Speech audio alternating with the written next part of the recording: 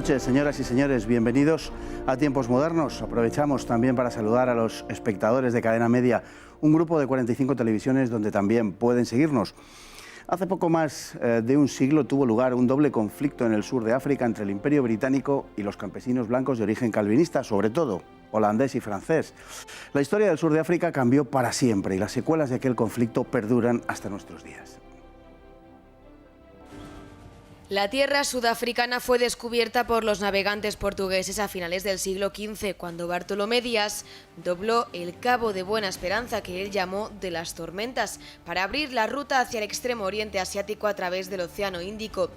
Pero quienes primero se asentaron en aquellas tierras fueron los holandeses, asegurando una importante base a medio camino de las Indias Orientales. En 1652, Jan van Riebeeck fundó la colonia de El Cabo. En 1685, tras la expulsión de los hugonotes de Francia por Luis XIV, algunos de estos se dirigieron hacia aquellas tierras africanas habitadas por calvinistas. Con motivo de las guerras napoleónicas, los Países Bajos son ocupados por Francia, lo que aprovechan los británicos en 1806 para conquistar la colonia de El Cabo, que a partir de entonces pasará a estar gobernada por ellos, a resultas de lo cual comienza a fluir población de origen británico a la colonia, aunque siempre será minoritaria. A lo largo del siglo XIX los blancos se expandirán hacia el norte y el este desde su originaria colonia del Cabo. En los años 20 surge con fuerza la nación zulú, de la mano de Chaka Zulu, comenzando un periodo de guerras y migraciones masivas de los bantúes. Se produjo entonces el Gran Trek, la ocupación de tierras en el noreste por los blancos de origen holandés, que no querían ser gobernados por los británicos, sino cuya aspiración era organizar su propia comunidad política. Así nacieron el Estado Libre de Orange y el Transvaal, las dos repúblicas Boers.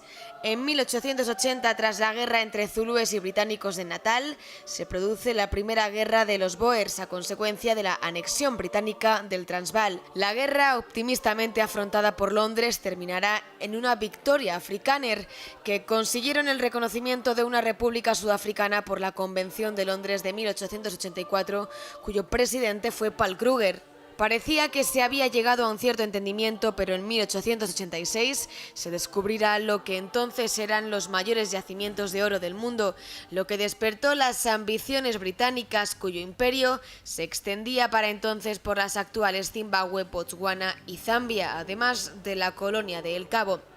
Surgió entonces la figura de Cecil Rhodes, que impulsaba la anexión de las repúblicas Boers y trataba de que éstas reconozcan a los emigrantes británicos como ciudadanos con iguales derechos que los afrikaners, a lo que estos se niegan. La presión británica sobre las repúblicas africanas, Transvaal y Estado Libre de Orange, llevará a la guerra de estas contra el Imperio Británico para preservar su independencia. Es la Segunda Guerra Anglo-Boer de 1899 a 1902, más conocida como Guerra Sudafricana o Guerra de los Boer.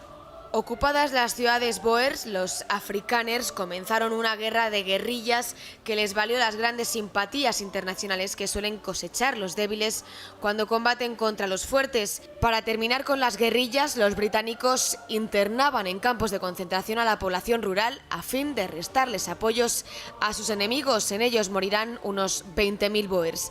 Las medidas adoptadas por los británicos fueron muy eficaces y los Boers hubieron de firmar la paz en mayo de 1902 con la conversión de las repúblicas afrikaners en parte del Imperio Británico. Sin embargo, la introducción de tal cantidad de población en el naciente territorio dio a los nuevos pobladores Boers el control de las estructuras políticas.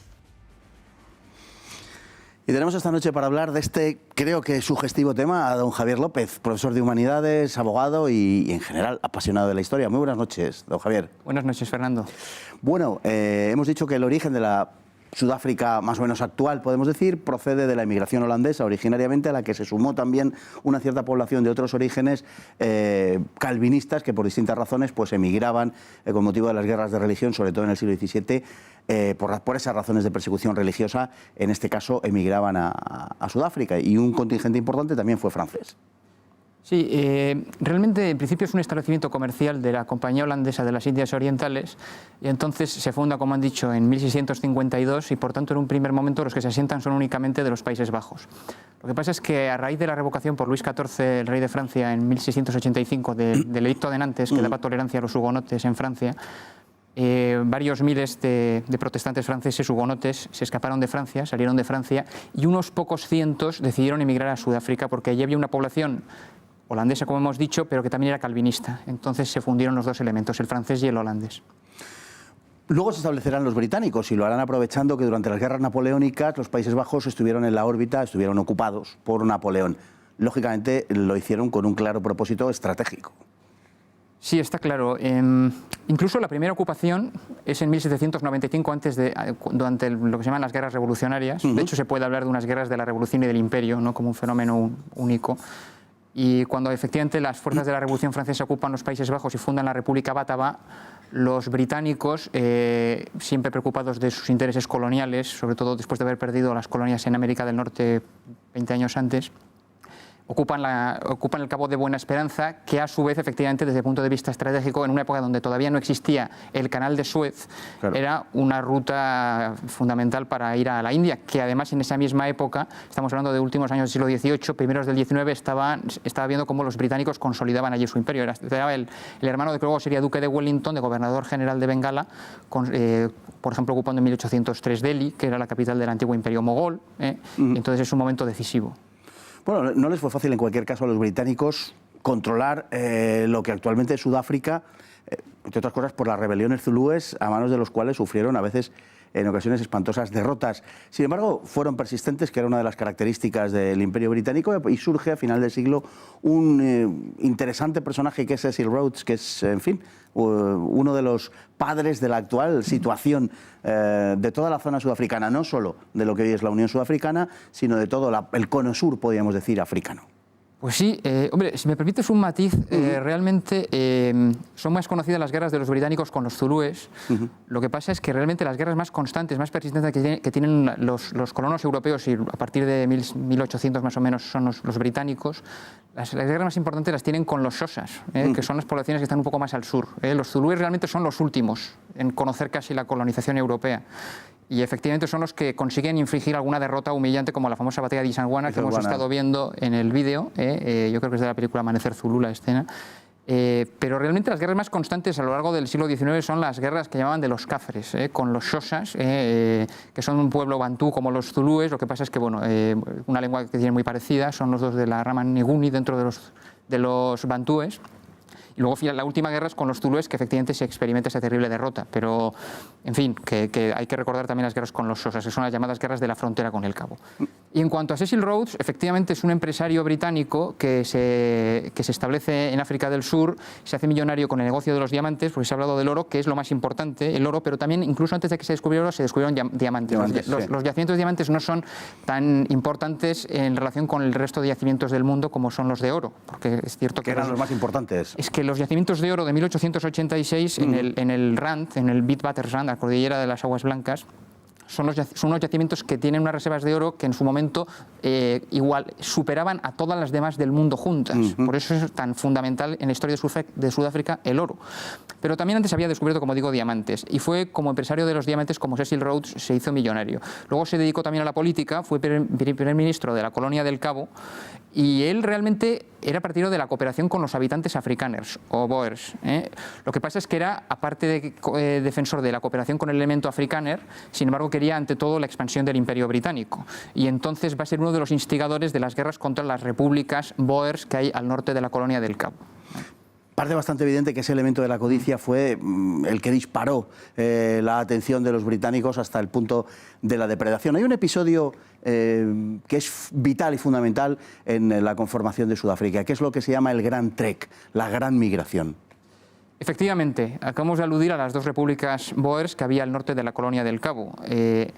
Originariamente la población boer, afrikaner, que como hemos dicho es de origen sobre todo neerlandés pero también francés, originariamente estaba situada en la colonia del Cabo, es decir, en la costa marítima en torno a la ciudad del Cabo de Buena Esperanza. Cuando, como hemos dicho también, los británicos se hacen con la colonia durante las guerras de la Revolución y napoleónicas, muchos Boers no quieren seguir sometidos al gobierno británico, al gobierno colonial británico, entre otros motivos, aunque no solo, pero también entre otros motivos por la abolición de la esclavitud que hacen los británicos en todos sus territorios bajo bandera británica en 1833. En todas razones, por tanto, por la cuestión de la abolición de la esclavitud, aunque como digo, no solo por eso, deciden salir de los territorios dominados por los británicos, internarse, digámoslo así, en territorio salvaje y vivir libres. Vivir libres. Es algo muy parecido, salvando las distancias, a la conquista del oeste de Estados Unidos. Sí. Es muy parecido, pero en lugar de con indios, además es que son unos viajes de los colonos con sus familias en carromatos, como en las películas del oeste. Muy parecidos además los carromatos. Es muy parecido, lo que pasa es que en lugar de con poblaciones indias, amerindias, como en el caso de Estados Unidos, pues con poblaciones bantúes.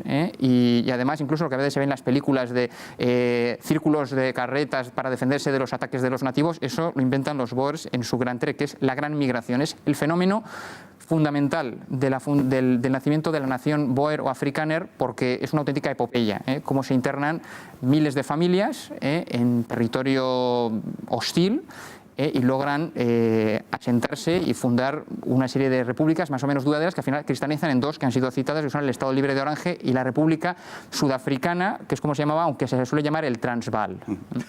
En apenas un minuto que nos queda, la guerra de los Boers, las guerras de los Boers, las dos, pero sobre todo la segunda, atrajo las simpatías hacia los Boers de la mayor parte de la opinión pública mundial. Los británicos, por otro lado, se desempeñaron de forma bastante despiadada, incluso utilizaron campos de concentración para rodear poblaciones y aislar a los campesinos de las tropas de apoyo, porque era una guerra muy de guerrillas, ¿no? Claro, el problema es que en un principio los Boers tienen una clara superioridad militar porque los británicos no tenían muchas tropas asentadas en África del Sur. Los Boers además eran excelentes cazadores, tiradores, excelentes jinetes. Lo que pasa es que Gran Bretaña consigue concentrar en África del Sur alrededor de 400.000 hombres, y además al mando de excelentes generales de guerras coloniales como Lord Roberts o Lord Kitchener. Y finalmente, cuando la guerra termina degenerando en una guerra de guerrillas, y ahí los campos de concentración son un instrumento que utilizan los británicos para poder separar a los combatientes de sus familias y obligarles a rendirse. Se nos ha ido el tiempo, es lo más interesante, pero bueno, por lo menos creo que hemos aclarado unos cuantos puntos. Don Javier López, muchísimas gracias, le tendremos aquí en ulteriores ocasiones si usted quiere. Nos quedan muchas cosas por tratar de Sudáfrica. Muy buenas noches, como le digo. Buenas noches y gracias a ti. Y hasta mañana a todos ustedes, también muy buenas noches, hasta mañana si Dios quiere.